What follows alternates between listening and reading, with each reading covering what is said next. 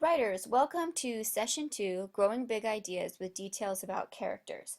It will be focused on why did the author include these details and what does this say about the character. Writers, yesterday you wrote a flash draft of a middle school essay. What I want you to do is I want you to look at that essay that you created when we did that yesterday, the essay about the three little pigs. And what I want you to do is I want you to read over it and I want you to highlight three things you learned as a writer. Okay, so just what are some things you practiced as a writer yesterday? Not what did you write, but what did you practice as a writer? Okay, pause the video and do that and then come back.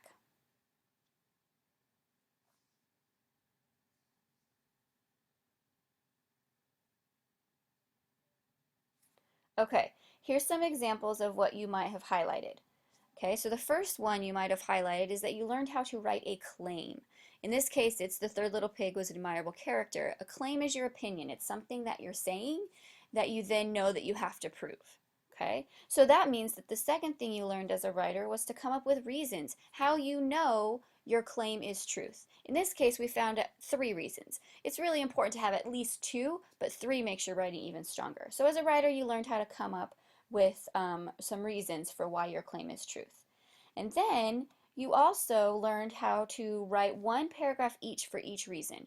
One paragraph for the first reason along with textual evidence, another paragraph for the second reason, and another paragraph for the third reason.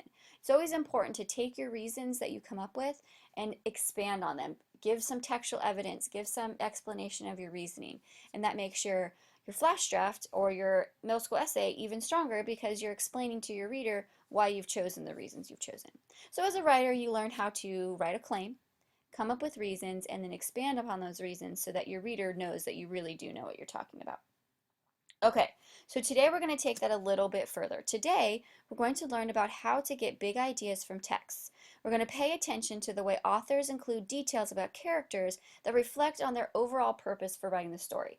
Basically, we're going to look at some details in stories and how those details connect to the overall theme or the central idea, what the author is trying to teach us. Okay, and we're going to do that work by going to look back at some of the short stories we've already read. So we're going to look at The Most Magnificent Thing by Ashley Spires, Fly Away Home by Eve Bunting, and Everything Will Be Okay by James Howe. Okay, so here's some tips to be successful. Okay, so how to write a middle school literary essay about character means we're going to have to reread select bits. I know we've read these stories several times, but in order to write a literary essay properly, we need to reread those pieces again. And as we're reading this time, we want to notice about details. We want to think about it. We want to talk about it. We want to write about it to explore why did the author even include this detail? Why did they choose to use these words? How does it connect to their overall purpose for writing the story? Okay, step one. I want you to take out your copy of The Most Magnificent Thing by Ashley Spires. This should be in your English folder. So I'll take a second and I'll wait for you to catch up. Okay, so now we're going to practice doing that work. We're going to find some details and we're going to think about why the author included these details in the story. Make sure you do this with me on your own text so that you can practice it along with me. Okay, so here's some places that the author included details that helps us understand their overall theme. Remember, from this story, the author was trying to teach us that determination is important to not give up. Okay, so here's one place, one detail. Here's the quote. It says, "All she has to do is make it, and she makes things all the time. Easy peasy." I think the author included this detail because she wanted us to understand how confident the main character was, that she knew that she could make it because she's done it before. So this quote is included, this detail is included because she wants us to know that the character is confident. Okay, here's another quote.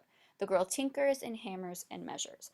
I think this is included because it's trying to show that she's imaginative, that she's hardworking, that she's determined, that she doesn't try just one way of creating this magnificent thing.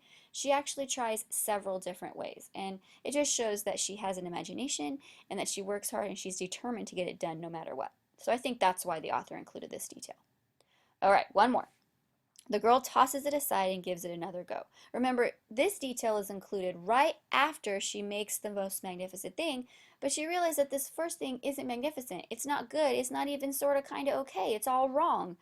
but it shows that she tosses it aside and gives it another go. And I think that the author included this detail to show again that she's determined, but that she's also picky. She wants what she wants, and so she's talented enough to just set it aside and try again.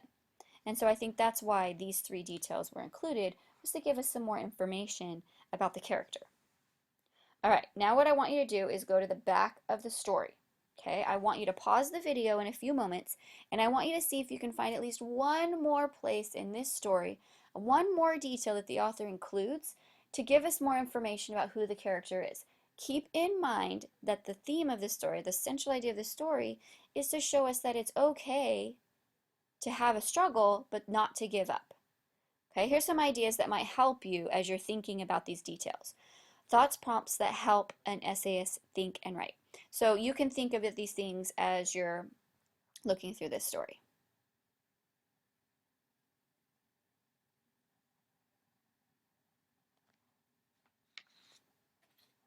All right, so here's an idea you might have come up with. Here's one more detail. I'm no good at this. I quit.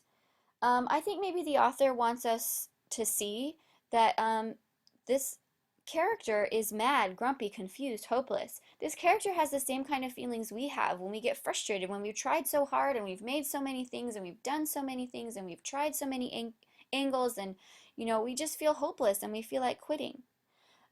On the other hand, perhaps Spires is showing us how the girl is feeling bad, but that we know, because we've read the rest of the story, that she's going to go for a walk, she's going to think about it, and she's going to end up making the most magnificent thing because she takes a break. And so I think this is included in the story, this detail, because it's showing the contrast between trying so hard, wanting to give up, but then coming back and getting it done anyway.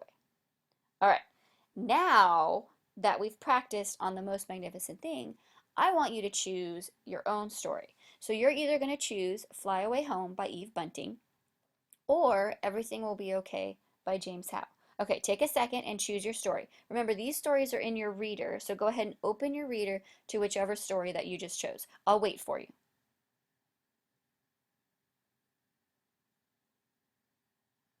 Okay, so now that you've chosen your story, I want you to reread the story, and just like we did with The Most Magnificent Thing, I want you to underline or highlight important details that show you what the character is like. Remember, you're trying to come up with details that the author uses to reveal to us who the character is, but it also is connected to the central idea of the story. The being kind, having empathy, being determined, never giving up, those kind of things that we talked about when we reviewed these stories. Okay? Because on the exit ticket on Google Classroom, you're going to insert the details you've underlined and explain why the author might have included those details. You're going to fill out this chart. Okay? So what you're going to do first is you're going to fill in the detail you underline in the story. Basically what that means is you're going to write down the quote. You're going to type in the quote that you did. Don't forget to put quotation marks around it, because you're literally going to copy it from the text and put it right into this chart. Okay? After that, you're going to explain why the author included this detail. Basically, you're just going to finish this sentence starter. This was included because, and then kind of tell me maybe what the thought process of the author was for including that detail in the story. And then last, you're going to explain, what does this detail tell you about the character? In other words, you're just going to tell me the character trait that detail reveals to us as the reader. Okay, now don't forget to highlight the story you're quoting before you start. I want to make sure both you and I know what story you're quoting so we can be on the same page when we're looking at this. Okay, off you go. I can't wait to see what you discover about the author's purpose and what these characters are doing.